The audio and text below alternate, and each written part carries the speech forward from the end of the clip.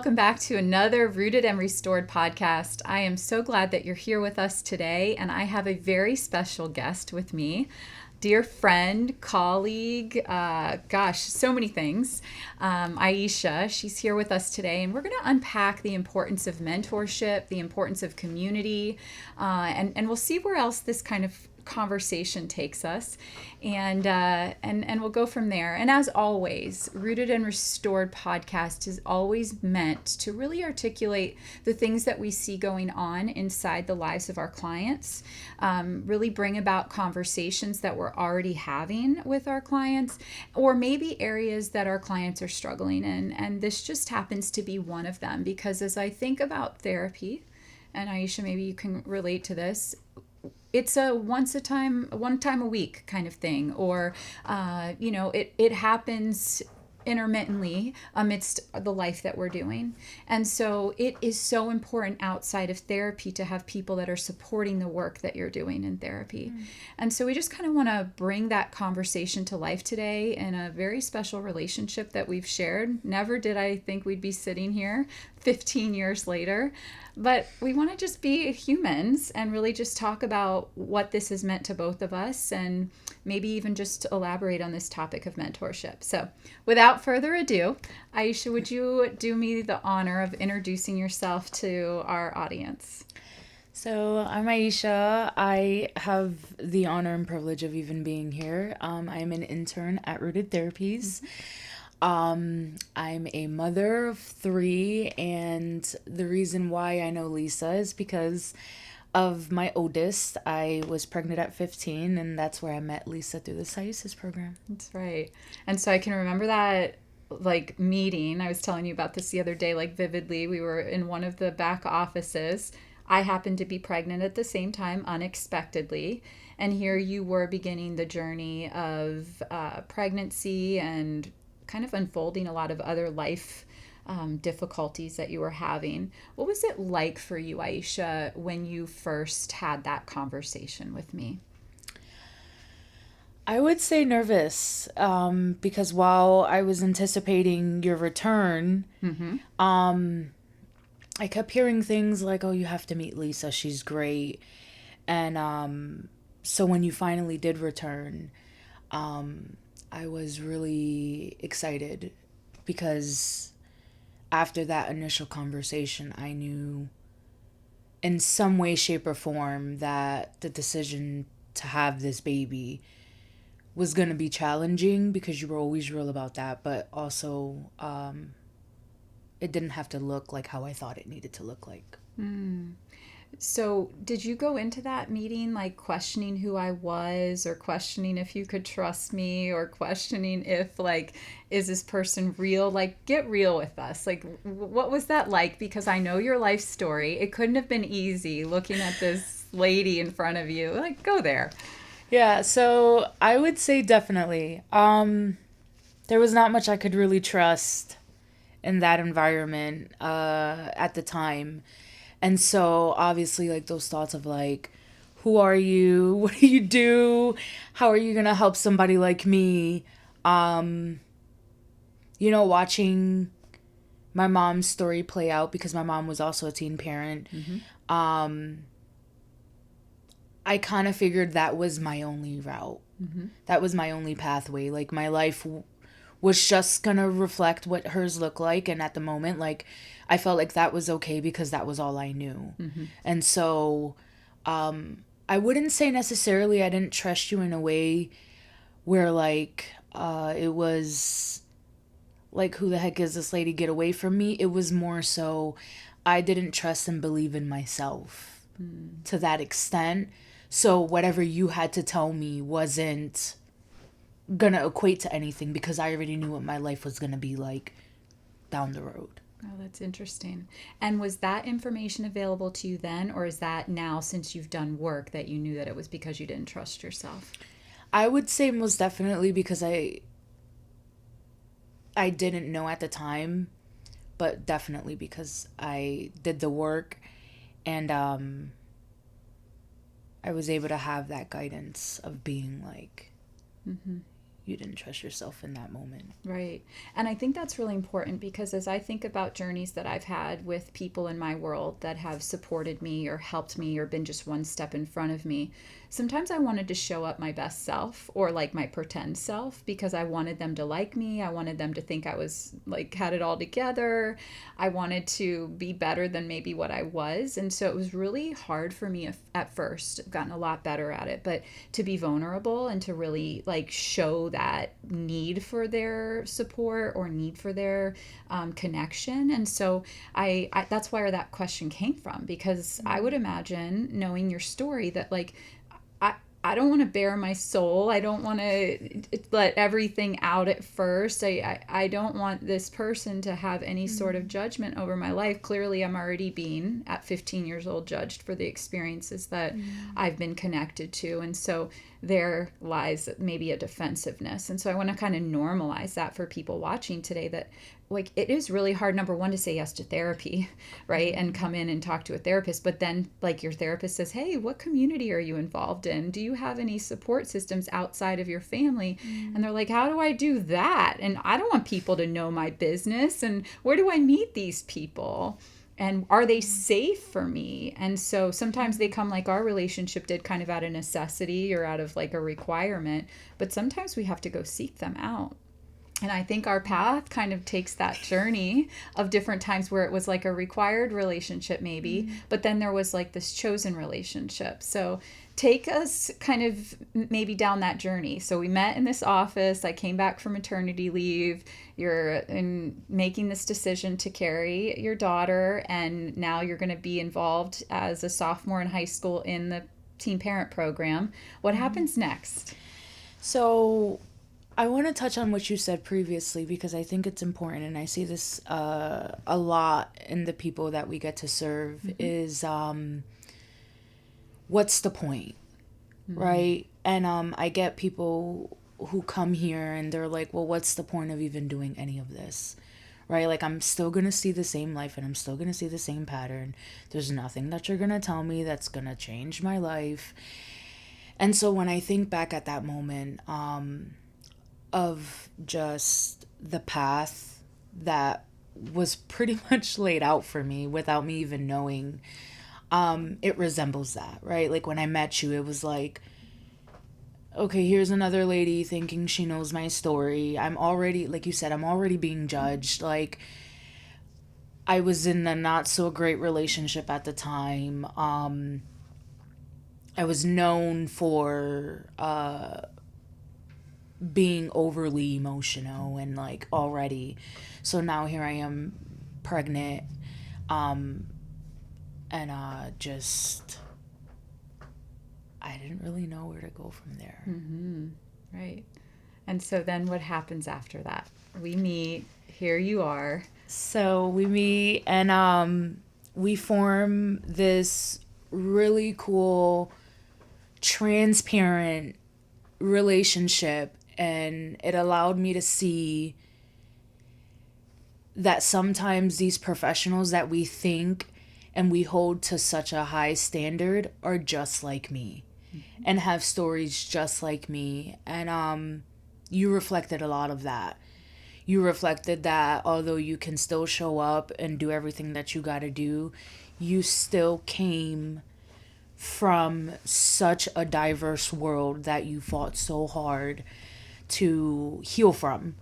And that was modeled to me so beautifully, and in a way where it wasn't like you need to forget your past, but in a way where you allowed me to see that I can carry all my experiences. And even then I thought this in that moment too, where I could carry all my experiences and my life didn't have to be where I came from. My life got to be whatever I chose it to be. From like, you helped me figure out the deadline to FAFSA. I don't know if you remember that. I don't. But along with my resume, I used to call it resume. And you were like, do you mean resume? And I'm like, oh yeah. Like, I didn't even know, right? And so being able to like walk through those moments of like, it was more than just a teaching gig for you. It was like, how can I establish this life for these young kids who are going through these things? And I think that was what was so attractive, because it was so genuine, so like transparent. It wasn't like, oh, well, you'll get there. It was like, no, we can get there together type of mentality. Yeah, and it's so precious, these memories. I mean, you hold them dear, right? I have other memories.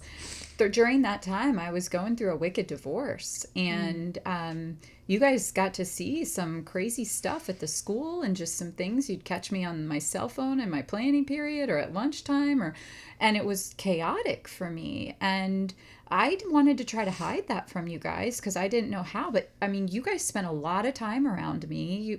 Our kids were going to the same child care center. I mean, we were all connected.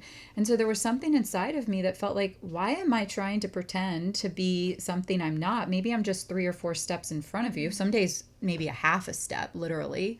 But there was this essence of us that we could sit in those groups together with 40 Carrots, or the nutrition groups with the University of Florida, and we could have our kids with us, and we could have this connection. Like, talk to me about that, because maybe there's somebody watching that is in a mentor relationship or doesn't think they're ready to be a mentor or be a sponsor, perhaps, if they're in recovery. Like, what was it like for you to see me be, like, you kind of already alluded to this, but what was it like for me to be one of you, but maybe just a few steps in front of you?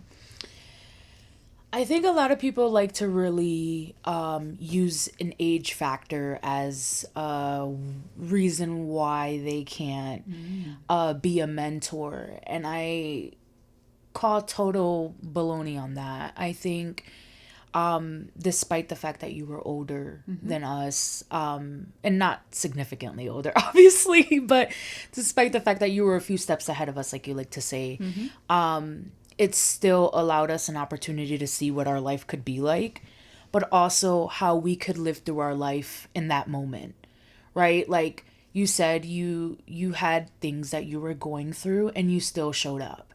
So to us, that translated, like, despite whatever challenges we had, I could still show up. The fact that I had a teen child and I was part of the JV cheer team, like having to walk away from that.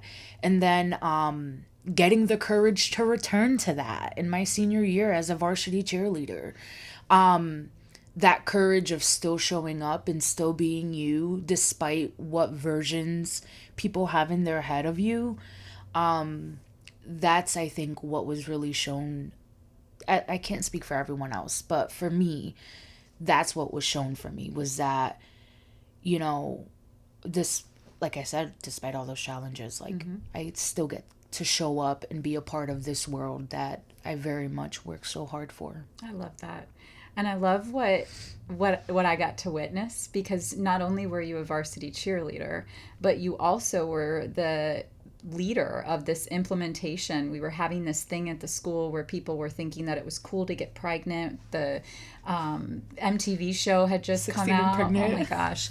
And you were like, I don't like this. I really think that people need to hear something different. And so you brought, like, that whole group, 8th period, together to create this thing. And I mean, that still lives in you. That's who you've always been. But where did you get the courage to, like, do that? And how did you, like, kind of execute that the way that you did? So it was really, I read a statistic that said almost like 70 to 80% of, and I might be wrong, but it was a really high statistic that said people who typically come out pregnant in their teens will more than likely to have another one before a certain age. And to me, that was alarming. Like, I could remember, like, well, no wonder I came out pregnant at 15 and gave birth at 16. Like, that's what happened to my mom.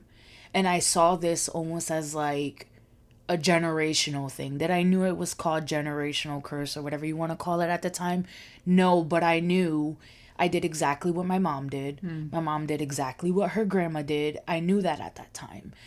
And because my mom would stress to us, like, this is something, like, I don't want you girls to come out pregnant. And then here I was pregnant at 16.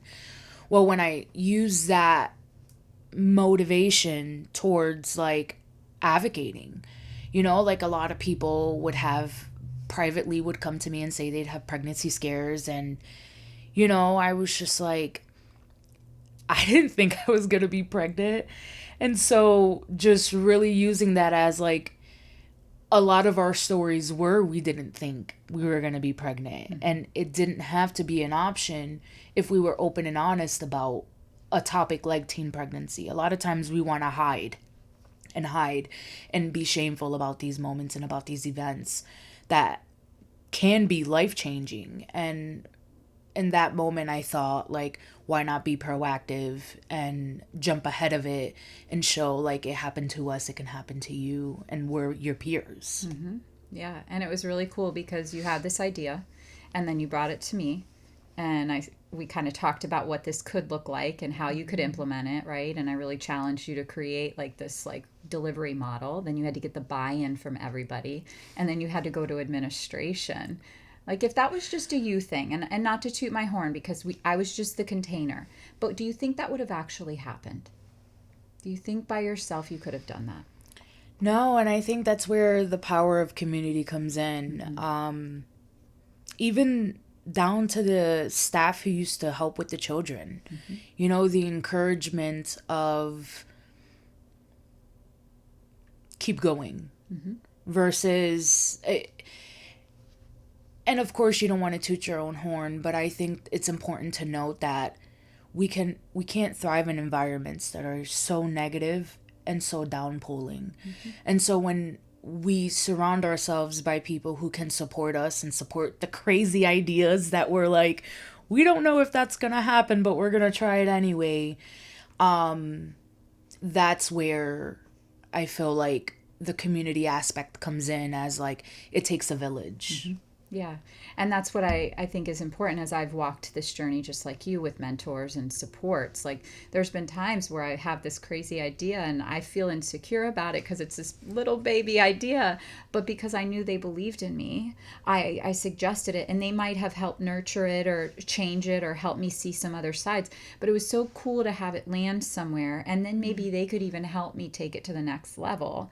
And I feel a part of that with you, right? Where you would trust me with that idea, and then that little mustard seed became this huge presentation that I was sad when you graduated because nobody picked up the baton and continued it, but the teachers were so grateful for it. The students and the conversations, the questions they would ask, it was so nurturing, and it's something that you still love to do to this day. Isn't that cool? Yeah. I love that. So you had to graduate, unfortunately, or fortunately, depending on how we're looking at it. I mean, I look back at some of our pictures. You made Most Improved Senior that year. We went to that luncheon together. I mean, there was just so much beauty that happened that, like, you were on top of the world. Mm-hmm. You graduated. Life kind of kicked into gear. What happened then? So when I graduated in a different position than some others. I was in the shelter, mm-hmm.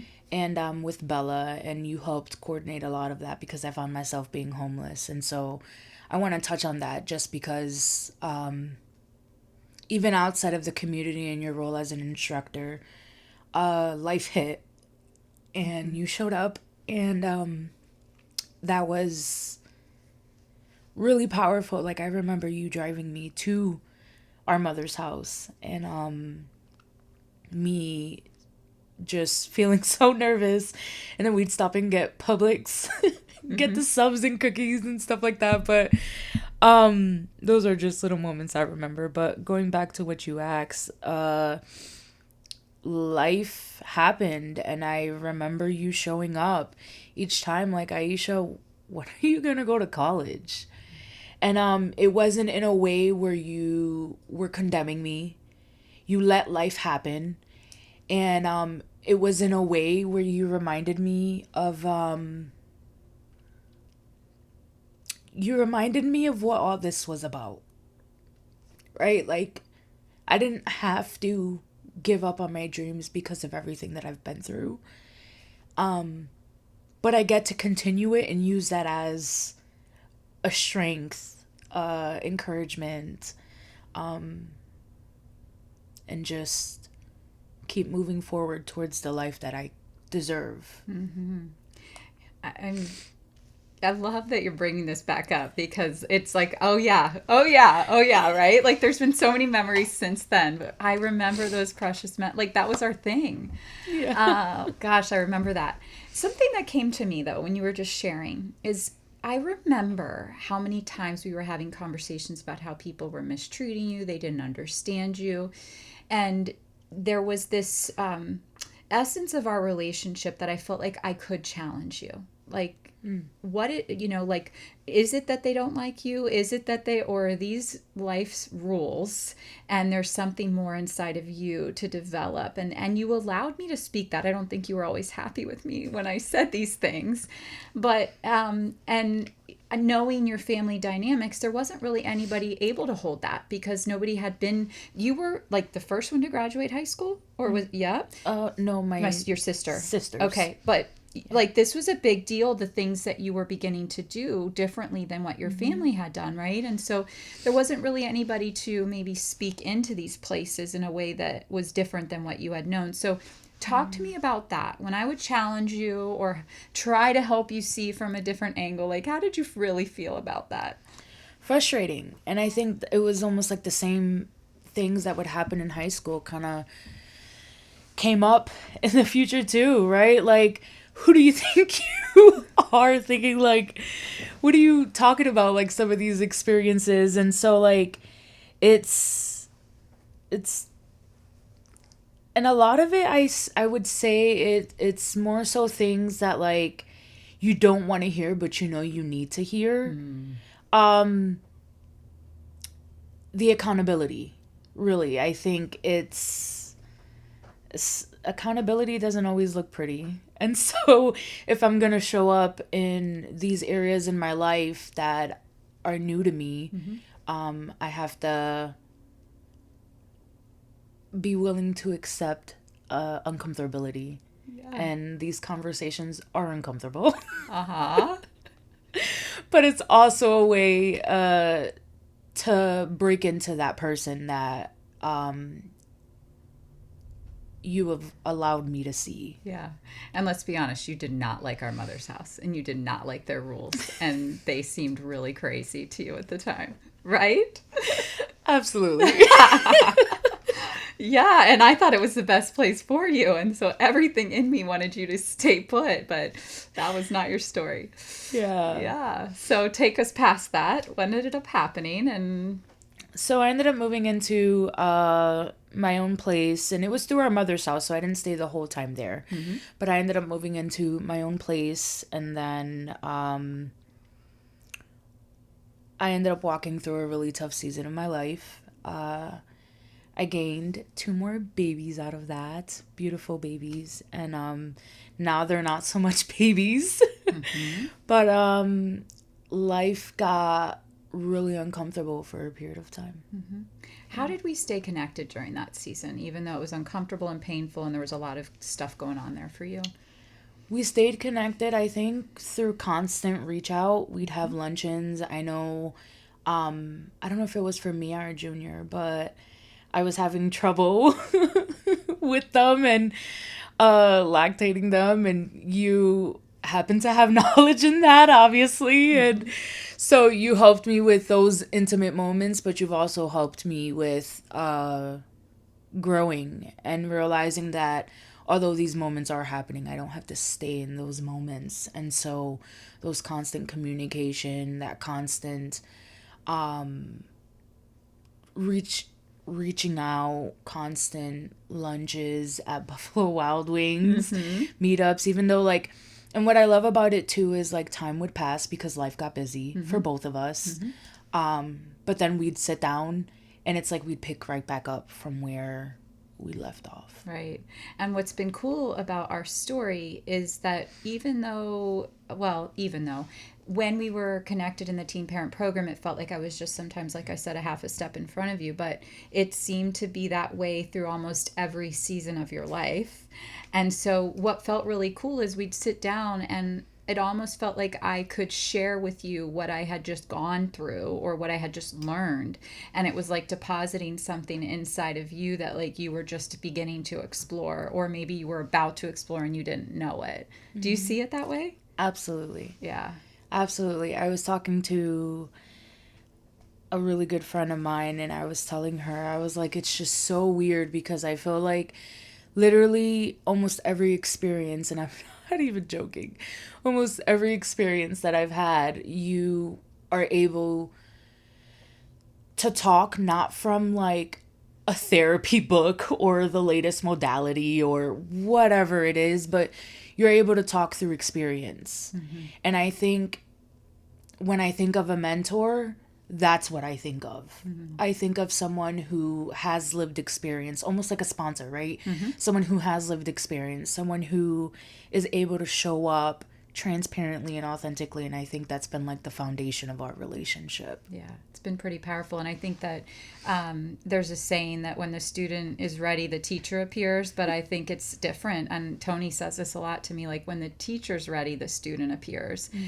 And so what I love about either way you look at that is that like I needed our relationship as much as maybe you did, right? And so I think that's so important as we think about community and mentorship. Why it's a 12th step, like giving back is as much for the person giving as it is for the people receiving. You know, we talk about this with volunteering and everything. Like being able to be a part of your world helped me feel like there was like a purpose in some of the pain that I was walking through. Absolutely. Mm-hmm. And I would agree. I feel like it's so underrated. Mm-hmm. I shared about that not too long ago. And I shared the importance of allowing somebody in when you're struggling. Mm-hmm. Because, like you said, it's a good reminder of where that person may have been. And it's also a good reminder of how much you have grown, right? Like when I have another woman sitting in front of me, or even a male who's experiencing something that I've experienced, it doesn't have to be gender specific, but it gives me an opportunity to be like, aha, I see why I went through this. Yes. And I feel like when I look at you, when I'm sharing some of these things, you're almost like in disbelief because of how similar a lot of our things are. Mm-hmm. And so it's pretty cool to see like how I get to inspire your journey in that way, the same way I now get to walk in that inspiration to others. Mm-hmm. And I don't take that lightly either. No, it's powerful. It's really special. And so as we kind of think about this, like nourishing each other, we went through a hiccup at like maybe year 7. I'm just kind of trying to assume. How old's Junior? 6. So maybe, right? Your pregnancy, or was it before? Well, it doesn't matter. But it was like halfway through our relationship, maybe. Yeah. So we went through this hiccup, and it could have maybe taken us on different paths. How, in your opinion, how did we overcome that? And what do you want to say about that? I would say, at first I was really nervous about like just this whole situation, and I didn't want to approach you because I can have a habit of running away from things. But you challenged me again with the uncomfortable conversations, and we got through it the same way like the rest of our relationship, with authenticity and transparency. You heard me out, I heard you out, and we both created a safe space to be like, okay, I can see your perspective and why you would feel like that. Mm-hmm. Also, here's how I felt and how we can move forward from here, right? Misunderstandings happen, and it's important that we communicated those misunderstandings, because I was under an impression, and I'm sure you were under an impression, and so being able to have that open and honest and real conversation about a lot of the uncomfortability. Mm-hmm. Oh, yeah, that was tough. Yeah. But it, in a way, it created almost a firmer foundation. And I brought it up today because I feel like it's why we're able to sit here with each other on this couch, because that was a marker for me that you were growing, that there was maturity in you, that you had shared with me that you had reached out for help, and that this was something that they had encouraged you to do, and that you were nervous to do it. And I had no idea, right? And so it was this beautiful, maybe just like, it just planted a new understanding that Aisha's not a little girl anymore. She's growing into a young woman. And so here you are, this beautiful young woman who has like really taken her life and created such beauty out of it. So maybe there's so much more that we could talk about, but we have such little time, and I'm thinking we're going to have you back because your story is just powerful, and you're such a gift to the work that we do. But maybe just take me to the place that like you are today, and like, what's going on, how have you used maybe our relationship to support you, and we'll kind of conclude there. I would say today, I would say I'm living life beyond my wildest dreams. I've used our relationship as really a vision of hope, right? To see somebody who has similar backgrounds and experiences as me, and to be able to see that like you can go through it, I can go through it too. I'm in my final semester of my grad program. Yay! And I can't wait for this to be over. But also you allowing me to not take this moment for granted, right? Like there's a lot of things that you've taught me. And I would say the most important thing was to never take these moments, experiences, who I am for granted, because it's all towards something. And so I get to show up as a mother, an intern, a student, a colleague, a friend, you name it, and show up my authentic and transparent self and know that this version of me is okay, even if all the other versions weren't. I have to love and accept those other versions because it's exactly who I am today. And you embody that so beautifully. I am so freaking proud of you, and it is an honor to have you here today, but I'm not kidding. I think we need to keep this conversation kind of unpacking. But for those of you who are watching today, I mean, you can see just how beautiful Aisha's story is, how beautiful it is. Did I think 15 years ago that I'd be sitting on the couch talking to Aisha about all these beautiful things that weren't always beautiful to us, and be able to hear all of the stories, and to believe that like my life was created just the way that it was so that I could pay it forward seriously to you, and to others too. But then now the domino effect that like the paying forward is happening every day as you meet with clients, as you meet with people, and as you touch the lives that you do, and as you spend time with your children and nourish them as a mother that like you never once thought you could be, right? Like it's so important to me to download that into everybody that's watching today, that you have so much more purpose than you realize, and that if you're not doing life with people, if you've decided that people are dangerous, if you've decided that community can't understand you, you are actually jeopardizing something really, really important. And I hope today's conversation really allowed you to understand and see that therapy is wonderful, and we want to support that journey, but it can't be the only thing that we allow to nourish us. And sometimes for us, our families can't be that. And I don't know that family is always meant to do that either. And so let this be an encouragement today that if you haven't reached out for support and you're like isolating or disconnected, that you would choose maybe to be bold and start to venture into this place. Maybe you've already been thinking about it. Maybe you're in a place and you've just been hesitant. Let this be the encouragement. And if you're struggling to do that and you haven't started your therapeutic journey, contact us. We'll get you started. It's a journey, right? Not a destination. And it's to be continued, and hopefully on another episode. So thanks for joining us today.